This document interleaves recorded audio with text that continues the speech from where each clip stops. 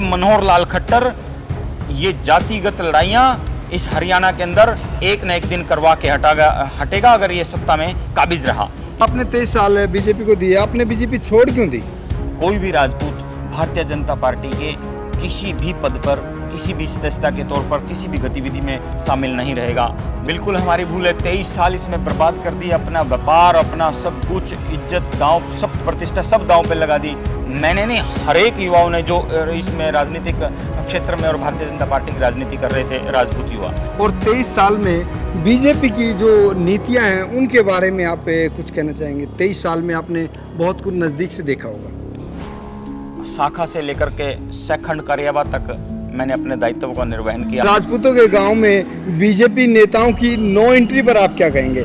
बिल्कुल no entry हो गई है। 1300 गांव के अंदर, हरियाणा में 6642 गांव हैं। 1300 गांव में भारतीय जनता पार्टी का कोई भी नेता, चाहे वो उसी गांव का क्यों ना हो, ये बहुत सारे गुज्जर आज भी उनके युवा जो कह रहे हैं कि महाराजा जो है ना मीर भोज जो है राजपूत थे। 100% मैं ये आपके गारंटी देता हूँ आपके माध्यम से जनता को, हरियाणा की और सरकार को, कि राजपूत 100% 2024 के चुनाव में भारतीय जनता पार्टी के खिलाफ वोट करेगा। मेरी तो गलतियां मशहूर हैं जमाने में, फिक्र वो करें जो अभी तक पर्दे में है।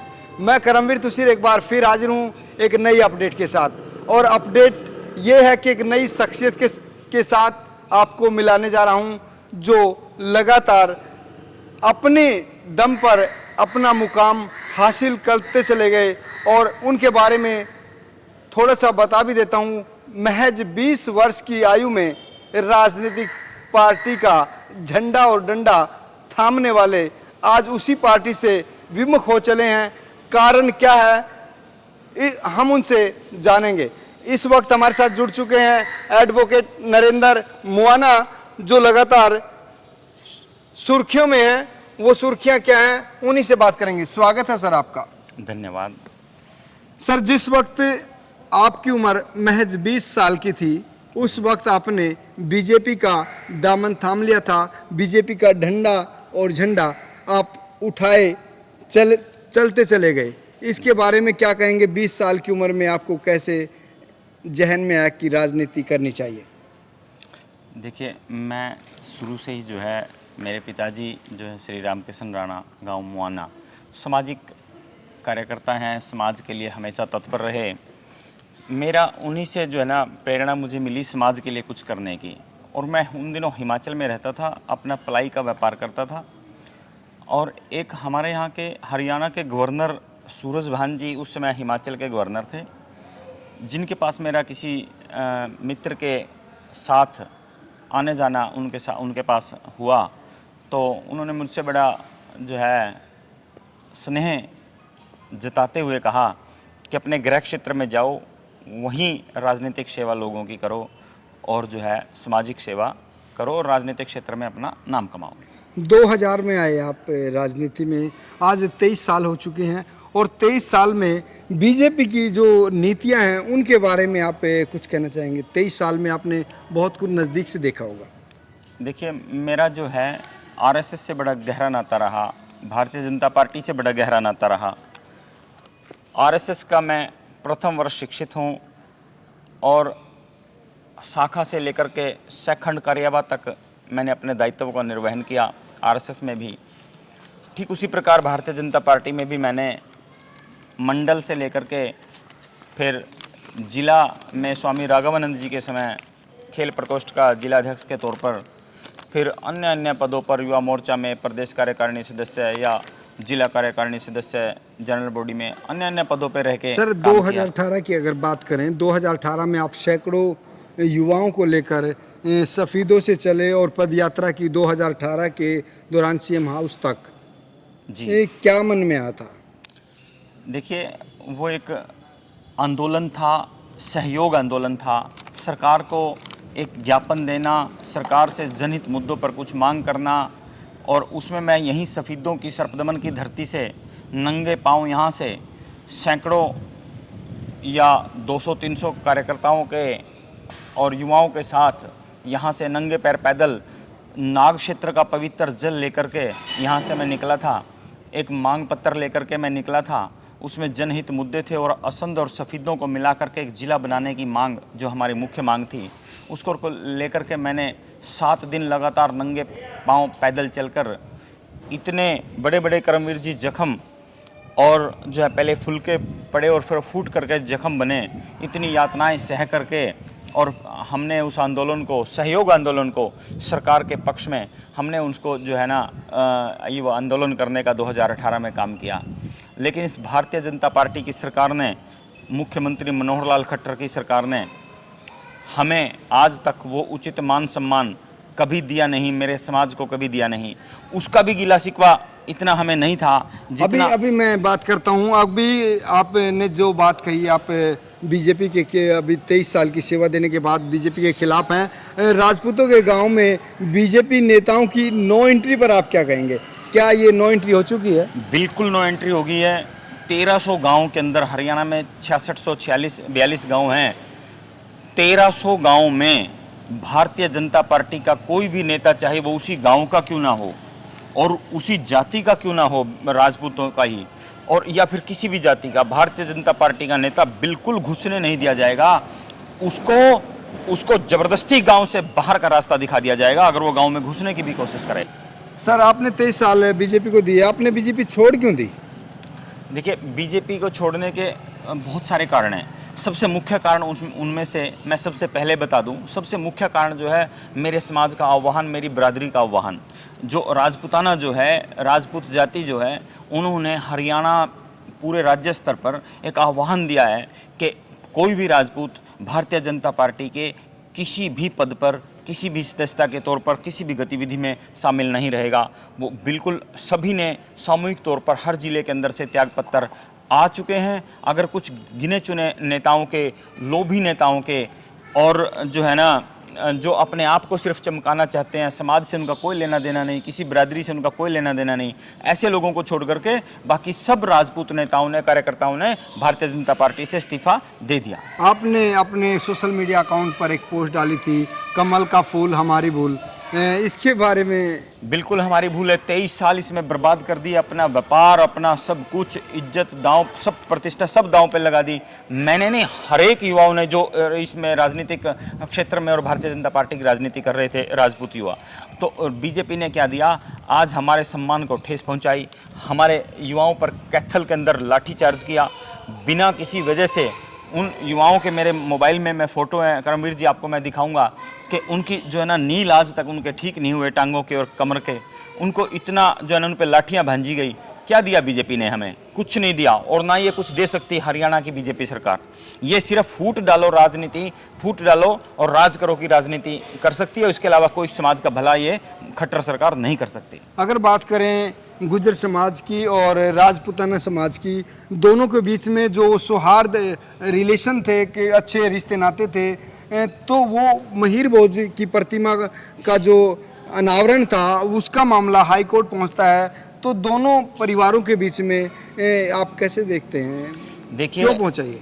देखिए, बहुत सारे गुज्जर जो है नेता और आम जो गुज्जर जो युवा हैं, वो आज भी हमारे पक्ष में हैं। वो कह रहे हैं, बयानों में भी कह रहे हैं और दबी जुबान से भी कह रहे हैं कि ये क्षत्रिय थे, ये राजपूत थे, क्षत्रिय सम्राट महाराजा जो है मिहिर भोज जी प्रतिहार, तो ये जो है ना राजपूत थे। ये बहुत सारे गुज्जर आज भी उनके युवा जो कह रहे हैं कि महाराजा जो है ना मिहिर भोज जो है राजपूत थे। लेकिन वो जो नेता भारतीय जनता पार्टी की राजनीति कर रहे हैं, चाहे लीला राम गुज्जर हो, कंवरपाल गुज्जर हो या अशोक गुज्जर हो, या जो आरएसएस के सह प्रांत करेवा, सह प्रांत प्रचारक जो है ना सुरेंद्र जी हैं, वो अशोक गुज्जर के सगे बड़े भाई हैं। जो ये जो चार चेहरे जो हैं, इस सारे के सारे समाज को गुमराह कर रहे हैं और ये फूट डालो राजनीति, फूट डालो राज करो की राजनीति कर रहे हैं, और इन्हीं के कारण ये सामाजिक सौहार्द बिगड़ा हुआ है। इन्हीं के कारण जो है ना ये आज राजपूतों पे लाठियां भांजी गई हैं। हरियाणा की राजनीति में लगातार जातिगत जो विवाद होते हैं, कि ये युवाओं को किस दिशा की ओर लेके जाएंगे? क्या ये हमारे जो युवा साथी हैं उनके लिए एक मुश्किल खड़ी करने वाला काम नहीं? जैसे हिंदू मुसलमान का युद्ध 1947 में, हिंदू मुस्लिम का युद्ध 1947 में मोहम्मद अली जिन्ना ने करवाया था, ठीक उसी प्रकार ये मनोहर लाल खट्टर ये जातिगत लड़ाइयाँ इस हरियाणा के अंदर एक न एक दिन करवा के हटेगा अगर ये सत्ता में काबिज रहा। इसको सत्ता से उखाड़ फेंकेंगे तब हम सामाजिक सौहार्द को बनाए रखने में कामयाब रहेंगे, वरना ये जाटों को नॉन जाट से और गुजरों को राजपूतों से और कभी किसी राजकुमार सैनी को छोड़ता है, कभी किसी को, तो ये जो है ना आपस में लड़वाने का काम ये बीजेपी की सरकार, खट्टर सरकार करती रहेगी। इसको हरियाणा से उखाड़ फेंकेंगे तभी सामाजिक सौहार्द को बनाए रखने में कामयाब रहेंगे। आपकी ये व्यक्तिगत जो आपने अपनी अभिव्यक्ति की है, तो इसमें जो युवा साथियों के लिए आप क्या मैसेज कन्वे करना चाहेंगे कि जो तमाम साथी हैं वो गुमराह ना हो? देखिए, मेरी अगर कोई युवा से अपील है तो एक ही अपील है कि 2024 में हरियाणा से इस मनोहर लाल खट्टर को उखाड़ फेंको। क्यों? क्योंकि माननीय प्रधानमंत्री श्री नरेंद्र मोदी जी इसको हटाने के लिए तैयार नहीं है। मुख्यमंत्री के तौर पे ये बीजेपी की सरकार जो है ये सिर्फ समाज का नाश है, विकास नहीं है। इसको सिर्फ उखाड़ फेंकने की मेरी अपील है कि इसको वोट के माध्यम से 2024 में हटा दीजिए। कोई भी सरकार बने, जो है ना क्षेत्रीय दल की सरकार बने, हमें मंजूर है, लेकिन बीजेपी हमें 2024 में मंजूर नहीं हरियाणा में। अब आप सामाजिक जिम्मेदारियां संभालेंगे या फिर राजनीति में इस तरीके से बने रहेंगे? राजनीति में रहेंगे तो किस दल की तरफ आप लोगों का रुझान रहने वाला है? देखिए, मैं राजनीति भी करूंगा, सामाजिक काम भी करूंगा। राजनीति अपने समाज के लिए करूंगा और जो है किसी भी दल में रह के करेंगे, लेकिन भारतीय जनता पार्टी में दोबारा जब तक ये जो है हाईकमान जो हरियाणा की जो है ये सुरेंद्र जी जो है सह प्रांत प्रचारक जो है, या अशोक गुज्जर, लीला राम गुज्जर और कंवरपाल गुज्जर जैसे नेताओं को ये नहीं हटा देती, अपनी विचारधारा को नहीं बदल देती, ये फूट डालो राज करो की नीति से नहीं हट जाती, जब तक हम भारतीय जनता पार्टी की तरफ मुँह करके भी देखने वाले नहीं हैं।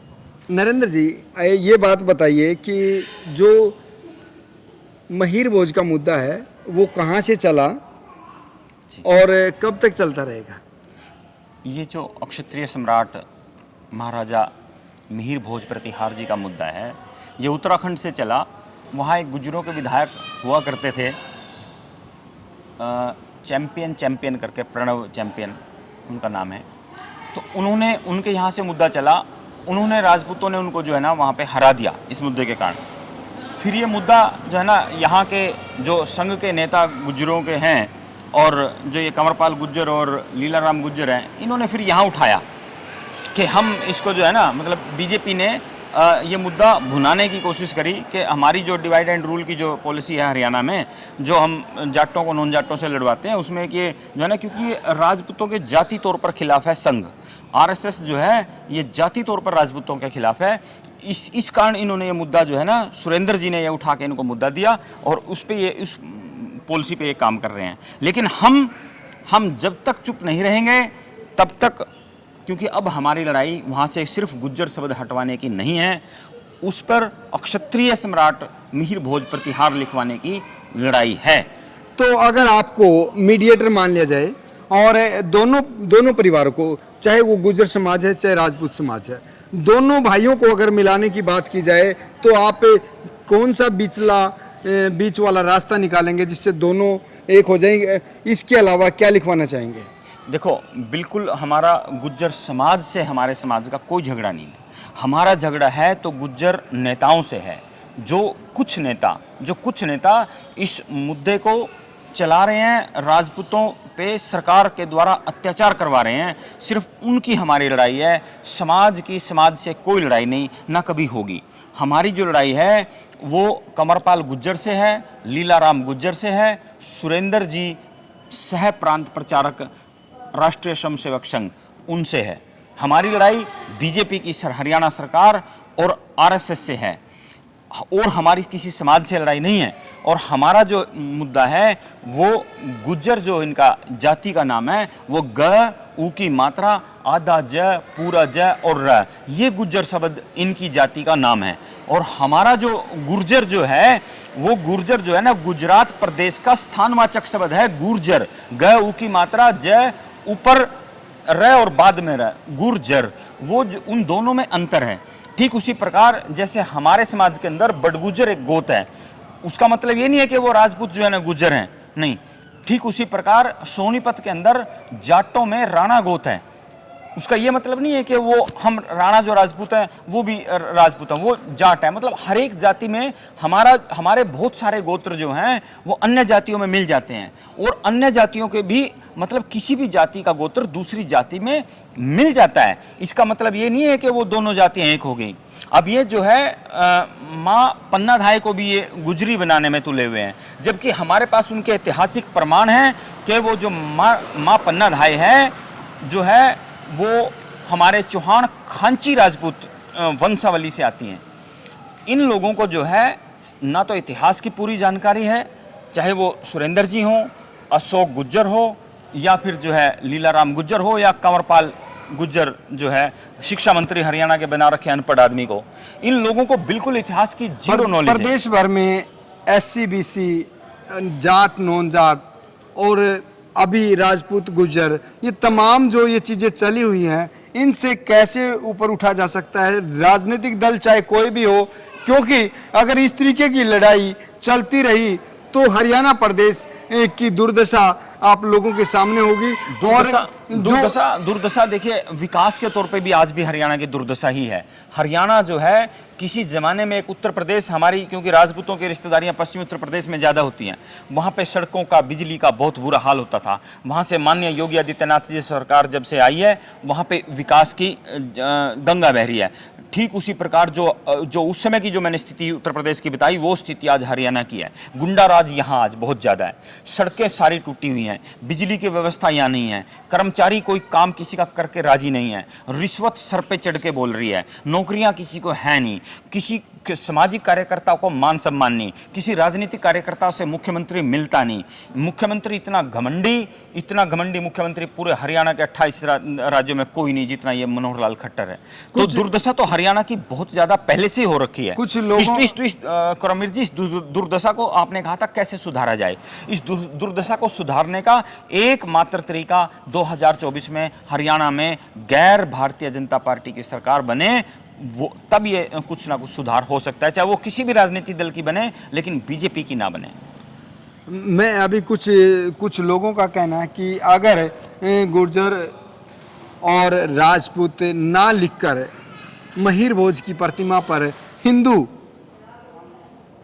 लिख दिया जाए। हम चाह रहे थे करमवीर जी, हम चाह रहे थे कि वहाँ पे सिर्फ गुज्जर शब्द हटा दिया जाए और हिंदू भी लिख दिया जाएगा तो हमें कोई आपत्ति नहीं होगी। लेकिन जिस प्रकार हमारे ऊपर कैथल के अंदर निहत्थे लोगों पे, राजपूतों पे लाठियां भांजी गई, सरकार के द्वारा अत्याचार किए गए, कहर बरपाया गया, उसको देखते हुए आज हमें मात्र इस बात से संतुष्टि नहीं होने वाली कि वहां से गुज्जर शब्द हटा दिया जाए। मैं चेताना चाहता हूं हरियाणा की सरकार को कि गुज्जर शब्द हटाने के बाद भी राजपूती आंदोलन बंद नहीं करने वाले। या तो वहां पे क्षत्रिय सम्राट लिखा जाएगा या उस मूर्ति का जो है ना अनावरण कहीं और कर दिया जाएगा।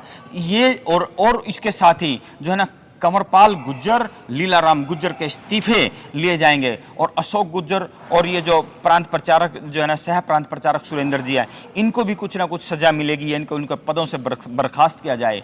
इन सब मांगों से कम हमारे को कुछ भी मंजूर नहीं, राजपूत समाज को कुछ भी मंजूर नहीं। मैं ये राजपूत समाज की तरफ से परिपूर्ण दावा करता हूं कि इससे कम हमें कुछ भी मंजूर नहीं।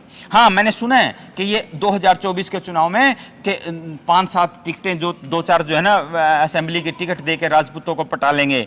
एक सिंगल टिकट भी कोई राजपूत इनकी लेने वाला नहीं। अगर ये जबरदस्ती किसी लोभी नेताओं को, जैसे 2-4 नेता हमारे अभी तक बीजेपी में हैं, कुछ जिला अध्यक्ष हैं, कुछ जिला प्रभारी हैं, सुनिए, अगर इनको भी ये टिकट देंगे तो भी राजपूत इनका बहिष्कार करेंगे।